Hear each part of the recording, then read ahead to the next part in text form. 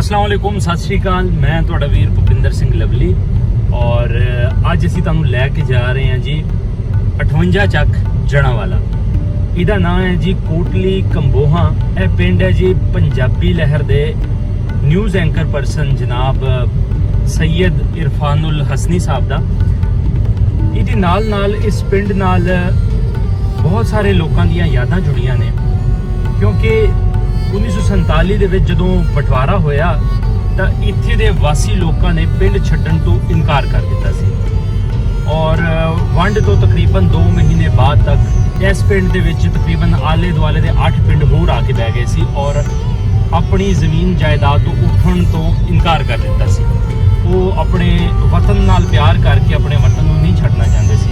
ਲੇਕਿਨ 2 ਮਹੀਨੇ ਬਾਅਦ, ਵੰਡ ਤੋਂ 2 ਮਹੀਨੇ ਬਾਅਦ ਇੱਥੇ ਗੋਲੀ ਚੱਲੀ, कतलो गारत हुई और फिर इन्हां लोगों नूं इत्थों उठना पिया। काफ़ी लोगों का इत्थे नुकसान भी होया।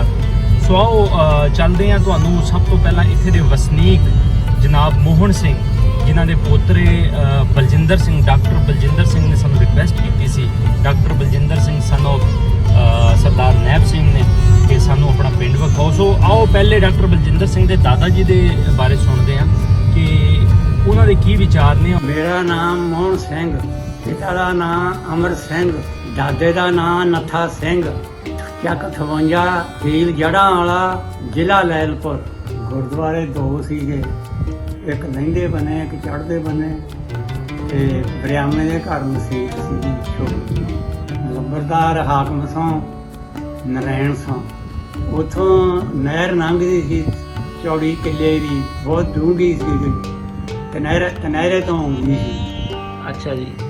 ਤੇ ਕੋਈ ਹੋਰ ਉੱਥੋਂ ਦੇ ਮੁਸਲਮਾਨ ਪਰਿਵਾਰਾਂ ਦੇ ਕੋਈ ਮੁੰਡੇ ਤੁਹਾਨੂੰ ਜਾਣਦੇ ਹੋਣ ਜਿਹੜੇ? ਮੁਸਲਮਾਨਾਂ ਦੇ ਨਿਜ਼ਾਮ ਤੇ ਨਿਜ਼ਾਮ ਦਾ ਮੁੰਡਾ ਸਲੀਮ। ਅੱਛਾ ਜੀ। ਤੇ ਗਫੈਲ ਬੰਗਲੇ ਦਾ। ਅੱਛਾ ਜੀ। ਤੇ ਪੀਰਾਂ ਦਿੱਤੇ ਦਾ ਮਹਿੰਗਾ ਤੇ ਨੂਰ। ਮਹਿੰਗਾ ਕਬੱਡੀ ਬੜੀ ਖੇਡਦਾ ਸੀ। ਗੁਰੂ ਹੁੰਦਾ ਸੀਗਾ, ਉਹ ਪਹੂਆਂ ਦਾ ਵਾਲੇ ਬੜੇ ਬਹੁਤ ਕੱਢਦਾ ਹੁੰਦਾ ਸੀ। ਅੱਛਾ ਜੀ। ਤੇ ਬੋਧੂ ਦਾ ਮੁੰਡਾ ਸੀਗਾ ਨਵੀਆ, ਉਹ ਜੁੱਤੀਆਂ ਸੀਗਾ ਹੁੰਦਾ ਸੀ। ਅੱਛਾ ਜੀ। ਤੇ ਕੰਮੂ ਸੀਗਾ ਮੋਚੀ, ਉਹ ਵੀ ਜੁੱਤੀਆਂ ਸੀਗਾ ਹੁੰਦਾ ਸੀ, ਡੰਡ ਕਰਦਾ ਹੁੰਦਾ ਸੀ, ਜੁੱਤੀਆਂ ਸੀਗਾ ਹੁੰਦਾ ਸੀ। ਉਹਦਾ ਮੁੰਡਾ ਵੀ ਸਲੀਮ ਸੀਗਾ। ਇੱਕ ਹੋਰ ਪਰਿਵਾਰ ਜੋ 47 ਵਿੱਚ ਇੱਥੋਂ ਉੱਠ ਕੇ ਗਏ, ਸਰਦਾਰ ਸੰਤੋਖ ਸਿੰਘ ਸਪੁੱਤਰ ਭਾਈ ਅਜੀਤ ਸਿੰਘ। ਭਾਈ ਅਜੀਤ ਸਿੰਘ 47 ਚ ਇੱਥੋਂ ਹੀ ਚੜ੍ਹਦੇ ਪੰਜਾਬ ਜਾ ਕੇ ਨਕੋਦਰ ਜੋ ਸ਼ਾਹਕੋਟ ਦੇ ਨੇੜੇ ਜਲੰਧਰ ਦੇ ਵਿੱਚ ਹੈ, ਉੱਥੇ ਜਾ ਕੇ ਵਸੇ। ਇਹਨਾਂ ਦੇ ਵੱਡ ਵਡੇਰੇ ਜੋ ਸਨ ਉਹਨਾਂ ਵਿੱਚੋਂ ਬੂੜ ਸਿੰਘ ਸਨ, ਜਿਨ੍ਹਾਂ ਨੇ 1895 ਦੇ ਵਿੱਚ ਜਦੋਂ ਇਹ ਬਾਹਰ ਆਬਾਦ ਹੋਈ, ਉਸ ਵੇਲੇ ਉਹ ਆਣ ਕੇ ਇਸ ਪਿੰਡ 'ਚ ਵਸੇ ਸਨ। ਉਹਨਾਂ ਦੇ 4 ਪੁੱਤਰ ਸਰੈਣ ਸਿੰਘ, ਕਾਲਾ ਸਿੰਘ, ਜਵਾਲਾ ਸਿੰਘ ਔਰ ਕਰਤਾਰ ਸਿੰਘ ਵੀ ਇਸੇ ਹੀ ਪਿੰਡ ਦੇ ਵਿੱਚ ਰਹਿਣ ਵਾਲੇ ਸਨ। ਇਸ ਤੋਂ ਇਲਾਵਾ ਇੱਕ ਹੋਰ ਸਾਡੇ ਮਿੱਤਰ ਭਾਈ ਨਵਜੋਤ ਸਿੰਘ ਜੀ, ਜਿਨ੍ਹਾਂ ਨੇ ਸਾਨੂੰ ਰਿਕਵੈਸਟ ਭੇਜੀ ਇਸ ਪਿੰਡ ਵਾਸਤੇ। ਉਹਨਾਂ ਦੇ ਵੀ ਵੱਡ ਵਡੇਰੇ ਜਾ ਕੇ ਬੂੜ ਸਿੰਘ ਨਾਲ ਮਿਲਦੇ ਨੇ, ਲੇਕਿਨ ਇਹਨਾਂ ਦੇ ਵੱਡ ਵਡੇਰਿਆਂ ਵਿੱਚੋਂ ਸਰਦਾਰ ਅਮਰ ਸਿੰਘ, ਕਰਤਾਰ ਸਿੰਘ, ਦੀਦਾਰ ਸਿੰਘ ਔਰ ਦਇਆ ਸਿੰਘ ਵੀ ਇਸੇ ਹੀ ਪਿੰਡ 58 ਚੱਕ ਦੇ ਵਾਸੀ ਸਨ। ਇੱਕ ਹੋਰ ਰਿਕਵੈਸਟ ਇਸੇ ਹੀ ਪਿੰਡ ਵਾਸਤੇ ਜਨਾਬ ਗੁਰਪ੍ਰੀਤ ਸਿੰਘ ਜੀ, ਜਿਨ੍ਹਾਂ ਦੇ ਫਾਦਰ ਦਾ ਨਾਮ ਸਰਦਾਰ ਮਲਕੀਤ ਸਿੰਘ ਸੀ। ਇਹਨਾਂ ਦੇ ਵੱਡ ਵਡੇਰੇ ਸਰਦਾਰ ਸੁਰਜੀਤ ਸਿੰਘ ਔਰ ਉਹਨਾਂ ਦੇ ਪਿਤਾ ਸਰਦਾਰ ਰਣਧੀਰ ਸਿੰਘ, ਸਰਦਾਰ ਹਰਨਾਮ ਸਿੰਘ, ਜਿਹਨਾਂ ਨੂੰ ਡਾਕਟਰ ਹਰਨਾਮ ਸਿੰਘ ਵੀ ਕਿਹਾ ਜਾਂਦਾ ਹੈ, ਉਹ ਵੀ ਇਸੇ ਹੀ ਪਿੰਡ ਤੇ ਸਨ। ਜਿੱਥੋਂ ਤੱਕ ਮਤਲਬ ਕਿ 47 ਦੇ ਉਹ ਦਿਨ ਜਿਹੜੇ ਯਾਦ ਆਉਂਦੇ ਆ, ਅੱਖਾਂ 'ਚ ਹਾਲੇ ਵੀ ਪਾਣੀ ਭਰਦਾ। ਬਹੁਤ ਦੁੱਖ ਦਰਦ ਦੀ ਕਹਾਣੀ ਹੈ। ਇਹ ਬਿਲਡਿੰਗ ਜਿਹੜੀ ਹੈ, ਇਸ ਬਿਲਡਿੰਗ ਦੇ ਕੋਲ ਰਸਤਾ ਸਿੱਧਾ ਵੀ ਆਉਂਦਾ।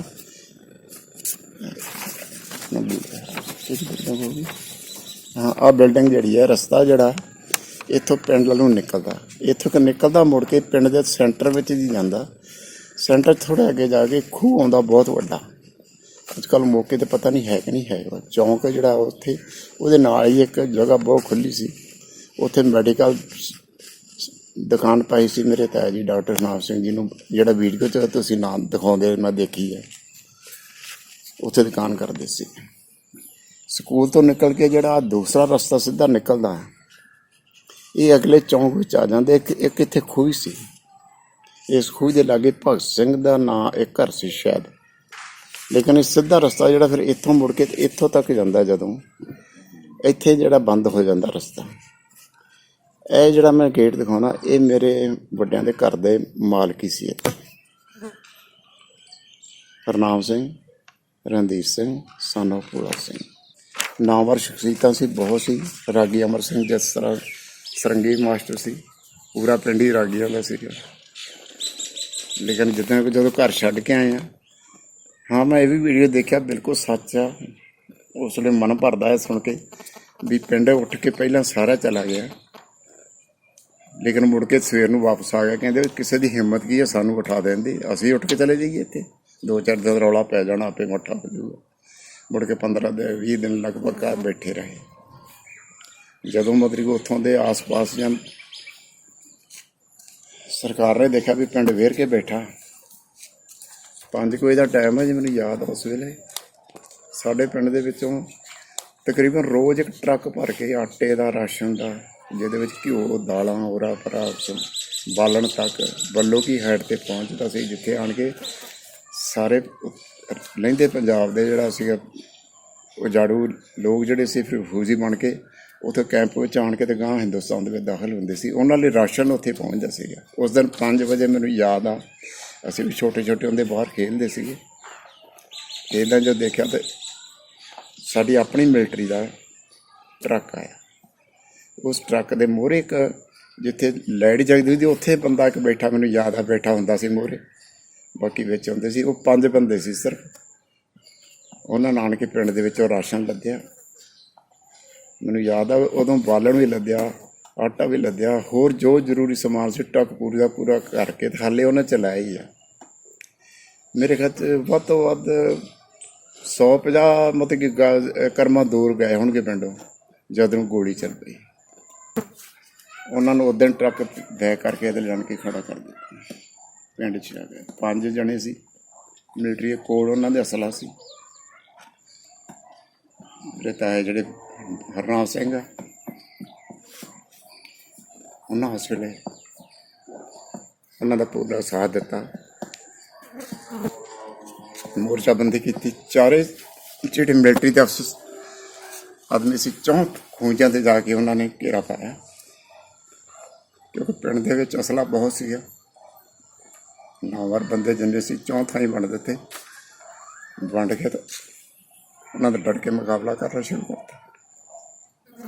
ਗੋਲੀ ਉੱਧਰ ਵੀ ਚੱਲਦੀ ਸੀ, ਉੱਧਰ ਵੀ ਚੱਲਦੀ ਸੀ। ਜਿੱਥੇ ਇਹ ਛੋਟੇ ਹੁੰਦੇ ਸਾਡਾ ਘਰ ਸੀ, ਸਾਨੂੰ ਘਰ 'ਚੋਂ ਬਾਹਰ ਨਹੀਂ ਸੀ ਆਉਣ ਦਿੰਦੇ, ਕਿਉਂਕਿ ਵਿਹੜਾ ਉਸ ਵੇਲੇ ਜਿਹੜੇ ਮੈਗਜ਼ੀਨ ਸੀ ਪਿੱਤਲ ਹੀ ਪਿੱਤਲ ਖਿਲ ਰਿਹਾ ਸੀ। ਮੇਰੇ ਖਿਆਲ 'ਚ ਪੈਰ ਵਿੱਚ ਧਰਨ ਨੂੰ ਉੱਥੇ ਕੋਈ ਜਗ੍ਹਾ ਨਹੀਂ ਸੀ, ਇੰਨਾ ਭਰ ਗਿਆ ਸੀਗਾ। ਜਦੋਂ ਮਤਲਬ ਕਾਫੀ ਹਨੇਰਾ ਹੋ ਗਿਆ, ਦੁਬਾਰਾ ਫਿਰ ਹਮਲਾ ਜ਼ਬਰਦਸਤ ਹੋਇਆ। ਫਿਰ ਡਾਕਟਰ ਦੇ ਨਾਲ, ਹਰਨਾਮ ਸਿੰਘ ਦੇ ਨਾਲ ਉਹਨਾਂ ਮਿਲਟਰੀ ਨਾਲ ਸਲਾਹ ਕੀਤੀ ਵੀ ਡਾਕਟਰ ਸਾਹਿਬ ਗੱਲ ਇਹ ਹੈਗੀ ਆ, ਇਸ ਲਈ ਘੇਰਾ ਦੁਬਾਰਾ ਪੈ ਗਿਆ ਤੇ ਹੁਣ ਚੰਗਾ ਗਾ ਪਿੰਡ ਛੱਡ ਕੇ ਨਿਕਲ ਚੱਲੀਏ।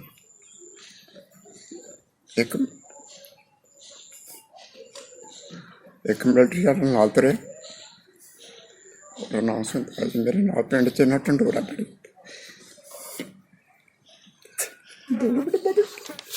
2 ਮਿੰਟ ਬੰਦ ਕਰ ਲਏ।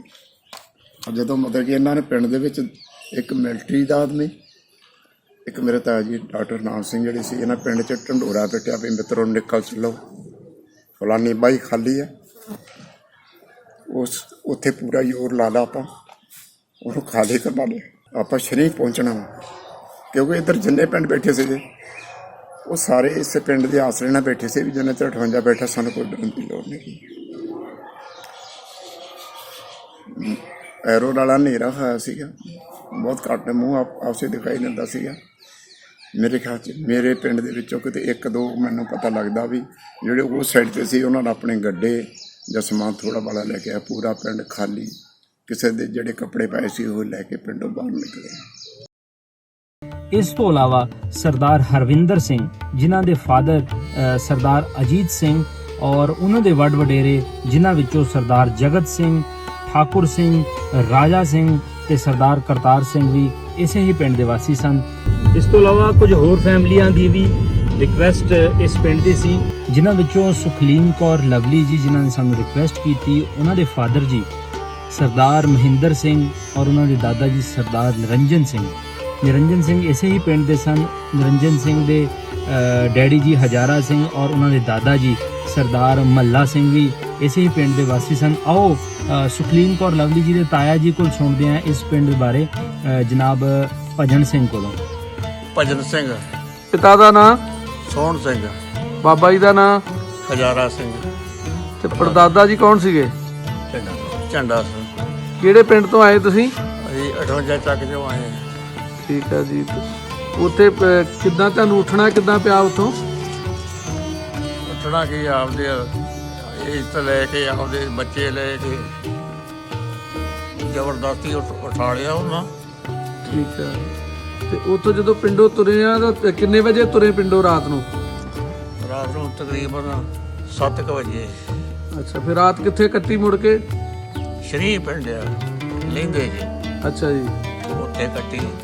ਠੀਕ ਹੈ ਜੀ। ਮੁਸਲਮਾਨ ਭਾਈਚਾਰੇ ਦੇ ਨਾਂ ਤੁਹਾਡੇ ਨਾਲ ਹੀ ਰਹਿੰਦੇ। ਇੱਥੋਂ ਲੁੱਟ ਮਾਰ ਕਰਕੇ ਉਹਨਾਂ ਨੇ। ਬਾਬਾ ਜੀ ਨਾਂ ਕੀ ਤੁਹਾਡਾ? ਅਬਦੁਲ ਅਜ਼ੀਜ਼। ਅਬਦੁਲ ਅਜ਼ੀਜ਼। ਹਾਂਜੀ। ਤੇ ਤੁਹਾਡੇ ਵਾਲਿਦ ਸਾਹਿਬ ਦਾ? ਨਬੀ ਬਖਸ਼। ਨਬੀ ਬਖਸ਼। ਦਾਦਾ ਜੀ ਦਾ ਨਾਮ ਯਾਦ? ਨੂਰਮਾਈ। ਨੂਰਮਾਈ। ਤੇ ਜਿੱਥੇ ਆਪਾਂ ਬੈਠੇ ਹਾਂ ਇਸ ਪਿੰਡ ਦਾ ਕੀ ਨਾਂ ਜੀ? ਇਹ ਕੋਟਲੀ ਕੰਬੋਆਂ ਦੀ ਕੋਟਲੀ ਕੰਬੋਆਂ ਦੀ ਜੀ। ਤੇ ਜਿਹੜੀ ਨਹਿਰ ਆ ਇਹ ਹੈਗੀ ਆ ਆਪਣੇ, ਕੀ ਨਾਂ ਭੁੱਲ ਗਿਆ ਨਹਿਰ ਦਾ, ਗਾਹਬੇ ਨਹਿਰ ਆ। ਗਾਹਬੇ ਗੁਗੇਰਾ ਬ੍ਰਾਂਚ। ਹਾਂਜੀ, ਗੇਰਾ ਬਚਾ। ਅੱਛਾ, ਠੀਕ ਹੋ ਗਿਆ। 58 ਚੱਕ ਕੋਟਲੀ ਕੰਬੋਆਂ ਦੀ ਆ ਇਹ। ਕੋਟਲੀ ਇਹ ਪਿੰਡ ਸਾਰਾ ਕੰਬੋਆਂ ਦਾ ਸੀ ਨਾ। ਅੱਛਾ। ਜੱਟ ਕੋਈ ਨਹੀਂ ਸੀ, ਕੰਬੋ ਸੀ ਇਹ ਸਾਰੇ। ਅੱਛਾ, 47 ਤੋਂ ਪਹਿਲੇ ਤੁਸੀਂ ਉਧਰੋਂ ਆਏ ਹੋ, ਇੱਥੇ ਦੇ ਵਸਿੰਦੇ ਹੋ? ਮੇਰੀ ਪੈਦਾਇਸ਼ ਇਸ ਪਿੰਡ ਦੀ ਹੈ। ਅੱਛਾ। ਮਦਾਸੋਂ ਦੇ ਹਾਤੇ ਦੀ। ਮੱਲਾ ਸਿੰਘ। ਜਿਹੜਾ ਸਾਡਾ ਦਾਦਾ ਸੀ ਨਾ, ਉਹ ਆਇਆ ਸੀ ਪਿੱਛੋਂ ਪੂਨੀਆਂ ਦੇ ਵਿੱਚੋਂ ਇੱਧਰ। ਠੀਕ ਹੋ ਗਿਆ। ਹਾਂਜੀ। ਤੇ ਅੱਛਾ, ਇਸ ਵੇਲੇ ਤੁਹਾਡੀ ਉਮਰ ਕਿੰਨੀ ਕੁ ਹੈਗੀ? ਇਸ ਮੌਕੇ ਹਾਂ, ਯਾਨੀ 25 ਸਾਲ ਲਾਲਾ ਤੋਂ ਪਹਿਲੇ, ਤੇ ਜਿਹੜਾ ਹੁਣ ਪਾਕਿਸਤਾਨ ਬਣਿਆ ਕਿੰਨੇ ਸਾਲ ਲਾਲਾ? 73 ਸਾਲ ਹੋ ਗਏ, 73 ਵਰੇ।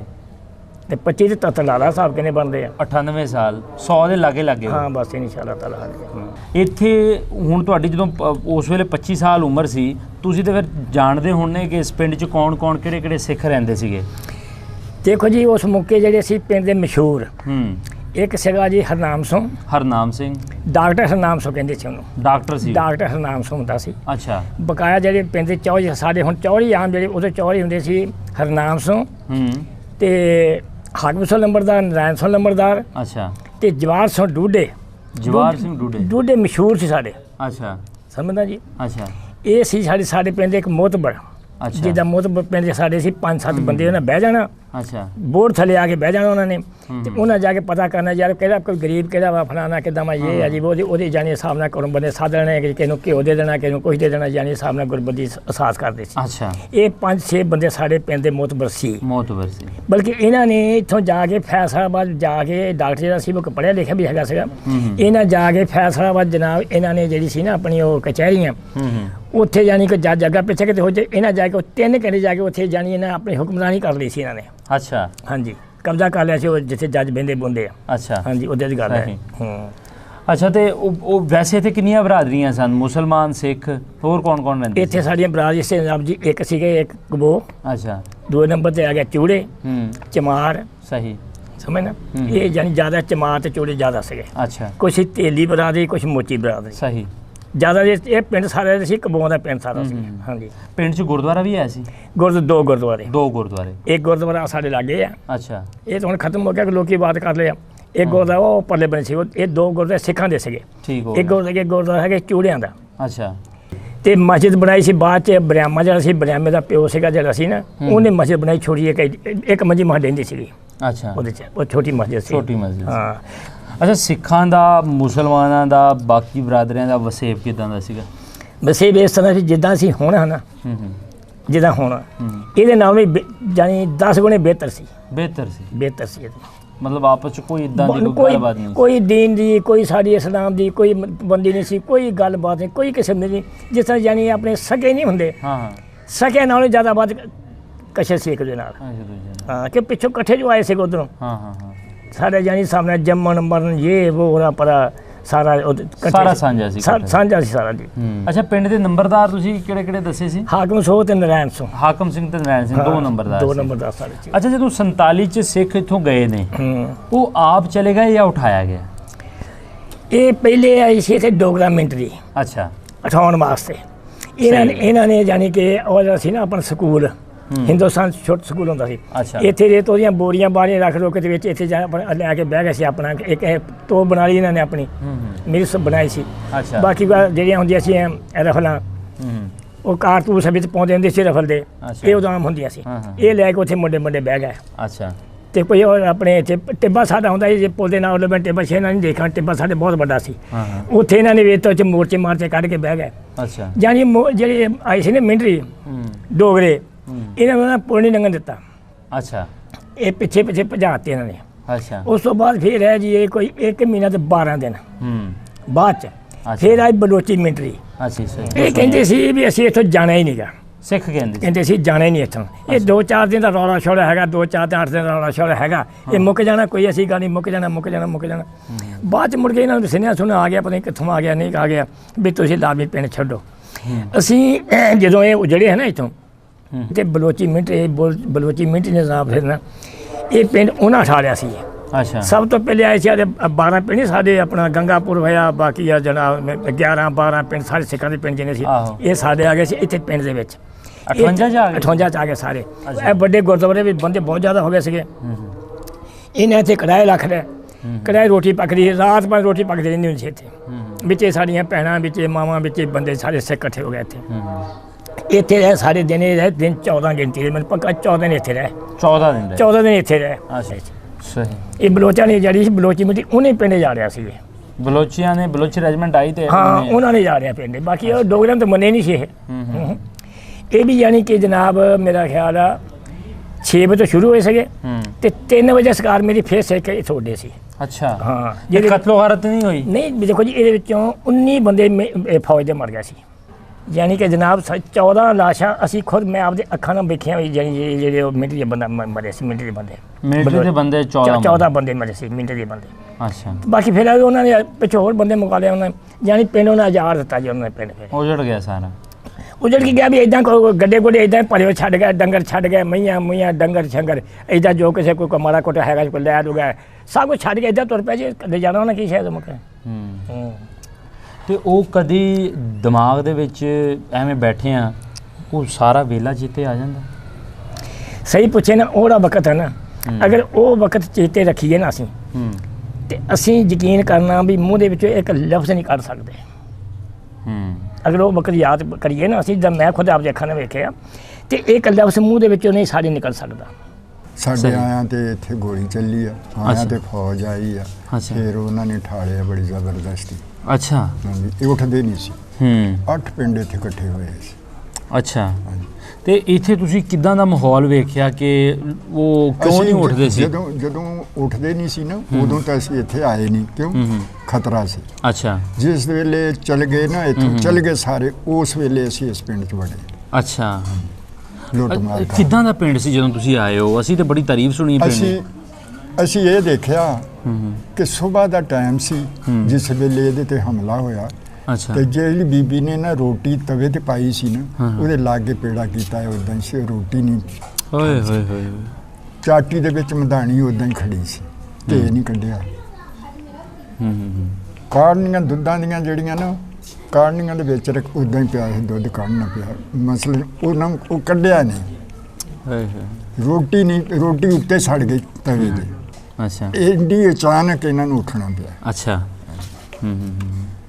ਤੇ ਫਿਰ ਜਦੋਂ 40-50 ਮੱਝਾਂ ਖੜੀਆਂ, ਅੱਛਾ, ਫੜ ਕੇ ਇਦਾਂ ਅਵਾਰਾ ਫਿਰਦੀਆਂ ਸੀ।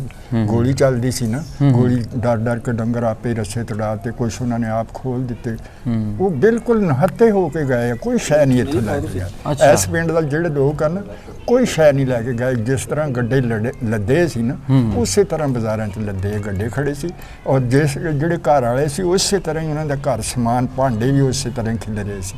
ਉੱਦਾਂ ਹੀ ਅੱਗ ਬਾਲਦੀ ਛੱਡ ਗਏ, ਉੱਦਾਂ ਹੀ ਰੋਟੀ ਤਵੇ ਤੇ ਪਈ, ਉੱਦਾਂ ਹੀ ਮਧਾਣੀ ਵਿੱਚ। ਮੈਂ ਤਾਂ ਸੁਣਿਆ ਕਿ ਬਾਅਦ 'ਚ ਲੁੱਟ ਖਸੁੱਟ ਵੀ ਬਹੁਤ ਬੜੇ ਫਿਰ ਅਸੀਂ ਆਏ ਆ ਨਾ, ਫਿਰ ਅਸੀਂ ਦੱਸਿਆ ਕਿ ਅਸੀਂ ਲੁੱਟ ਦਾ ਮਾਲ ਇੱਥੋਂ ਬੜਾ ਖੜਿਆ। ਅੱਛਾ। ਤੁਸੀਂ ਕਿੱਦਾਂ ਵੇਖਿਆ ਕਿ ਸਿੱਖ ਲੋਕ, ਤੁਸੀਂ ਸਾਰਾ ਦੱਸਿਆ ਕਿ ਇਸ ਤਰ੍ਹਾਂ ਛੱਡ ਕੇ ਚਲੇ ਗਏ? ਅਸੀਂ ਇਹ ਦੇਖਿਆ ਕਿ ਇੱਥੇ ਸਮਾਨ ਜਿਹੜਾ ਨਾ ਗੱਡੇ ਉਸੇ ਤਰ੍ਹਾਂ ਜਿਸ ਤਰ੍ਹਾਂ ਲੱਦੇ ਹੁੰਦੇ ਨਾ, ਟਰੱਕ ਲੱਦਿਆ ਹੁੰਦਾ, ਇਸੇ ਤਰ੍ਹਾਂ ਗੱਡਿਆਂ ਦੇ ਪਿੱਛੇ ਗੱਡੇ ਲਾਈਨਾਂ 'ਚ ਖੜੇ ਸੀ ਭਰੇ ਹੋਏ। ਅੱਛਾ। ਜਿਹੜੇ ਬਾਹਰਲੇ ਪਿੰਡ ਦੇ ਲੋਕ ਸੀ ਨਾ, ਬਾਹਰ ਦੇ ਪਿੰਡ ਦੇ, ਉਹ ਆਪਣਾ ਸਮਾਨ ਲੱਦ ਕੇ ਇਸ ਪਿੰਡ ਲਿਆਏ ਸੀ। ਜਿਹੜੇ ਬਾਕੀ 7-8 ਪਿੰਡਾਂ ਦੇ ਲੋਕ ਸਨ, ਹਾਂਜੀ, ਉਹ ਆਪਣਾ ਸਮਾਨ ਲੈ ਆਏ ਸੀ ਗੱਡਿਆਂ ਦੇ ਨਾਲ? ਹਾਂਜੀ, ਉਦਾਂ ਹੀ ਗੱਡੇ ਲੱਦੇ ਖੜੇ ਸੀ। ਇੱਥੇ ਡੰਗਰ ਉਹਨਾਂ ਦੇ ਸੀ, ਸਾਰਾ ਸਮਾਨ ਹੀ ਉਹਨਾਂ ਦਾ। ਪਿੰਡ ਖਾਲੀ ਸੀਗਾ? ਪਿੰਡ ਖਾਲੀ ਕਰ ਗਏ ਸੀ ਆਪਣੇ ਪਿੰਡਾਂ ਤੋਂ ਤਾਂ ਆ ਗਏ ਸੀ। ਇੱਥੋਂ ਫਿਰ ਯਕਦਮ ਜਿਸਲੇ ਉਹਨਾਂ ਨੂੰ ਉੱਠਣਾ ਪਿਆ ਤੇ ਮਰੇ ਵੀ ਬਹੁਤ, ਤੇ ਪੁਲਿਸ ਵੀ ਬੜੀ ਮਰੀ, ਜਿਹੜੀ ਮਾਰਨ ਵਾਲੇ ਉਹ ਵੀ ਬੜੇ ਮਿਲਟਰੀ। ਹਾਂਜੀ, ਸਿੱਖ ਵੀ ਬਥੇਰੇ ਮਰੇ, ਮੁਸਲਮਾਨ ਵੀ ਮਰੇ। ਅੱਛਾ। ਤੇ ਅਸੀਂ ਇਹ ਦੇਖਿਆ ਕਿ ਜਿਹੜਾ ਬਾਹਰਲਾ ਬਾਜ਼ਾਰ ਹੈ ਨਾ, ਇੱਥੇ ਲਾਸ਼ਾਂ ਨਾਲ ਬਦਬੂ ਪਈ ਸੀ। ਓਏ ਹੋਏ ਹੋਏ, ਇੰਨੀਆਂ ਲਾਸ਼ਾਂ ਪਈਆਂ ਸੀ।